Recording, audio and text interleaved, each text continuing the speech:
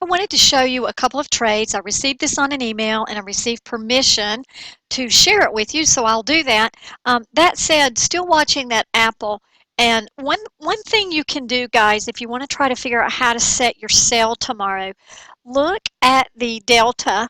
It won't give you the exact amount, but look at the delta and multiply it by the dollar amount, and that'll give you a good idea of what to set it for. So if you're in the 300s, or the say the 310 and the delta say 4 cents now that Apple has retraced, and it's up $10. 10 times 4 cents is 40 cents.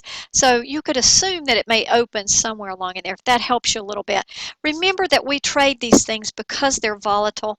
If you're trading something, some of you are getting stuck in a few things that are not tickers that we trade, and I do want you to learn how to do this, but I'm telling you that these tickers are for a reason. They're in the news. They have a lot of volatility. They move all over the place. And this is why I trade them. Remember to go back and check the IV. The IV does not meet the criteria on some of these others. I get a bunch of emails on uh, McDonald's, MCD. I trade that during earnings, and that's about it because it doesn't meet the criteria. Go back and look at it.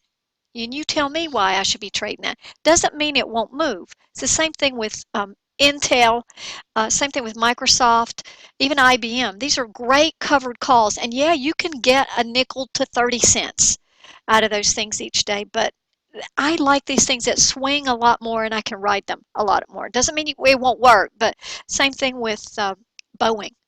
Boeing is a great cover call candidate, but not a great day trade stock. Okay?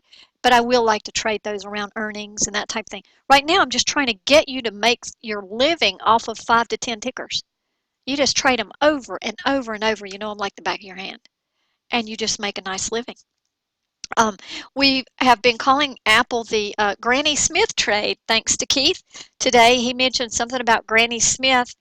I didn't know it was an apple. I knew it was a lady that propagated the apple, but I had no clue the apple was named after her because I don't eat apples. So we're just going to call this the granny trade. So we've been having fun with that. It's been such fun being in the room. If you get a chance to come in and cut up with us during the day, we're serious when we need to be serious, and then we have the afternoons where we chat and cut up a little bit more. It's a great group in there. We've got JB Trades and Rotten Apples as the moderator, so the room's open quite a bit. So come in there and enjoy yourselves. Thank you for this RIM trade. This is not necessarily for a starter account, so the call is a little bit closer in the money, and that's fine. I can get the same return doing a little bit more out of the money. I'll just do more contracts or whatever.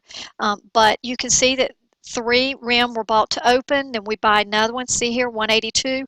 We're averaging in here, and we're actually averaging up. So I believe by the time this build of 6 contracts, the full segment, would have been about $1.88, and we sold out at $2.50.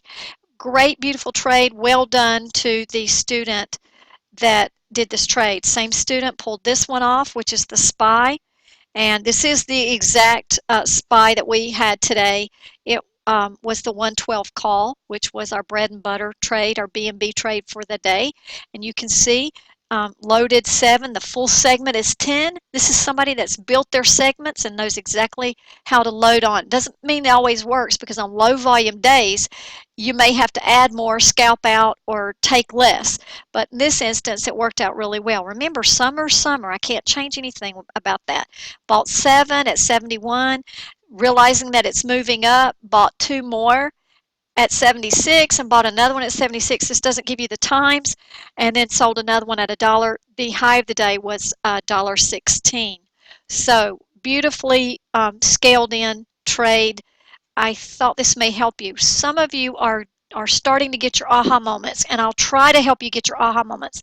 Remember what I said, you buy 1 or 2, or you buy 1, and you wait to make sure, because the volume's low. This thing can go anywhere, and the volume can dry up in a matter of minutes. So you buy 1 or 2, see how the trade's panning out, and then you add a few more, and by the end of the day, you should be able to scalp it out or hold for the next day's build. Good job.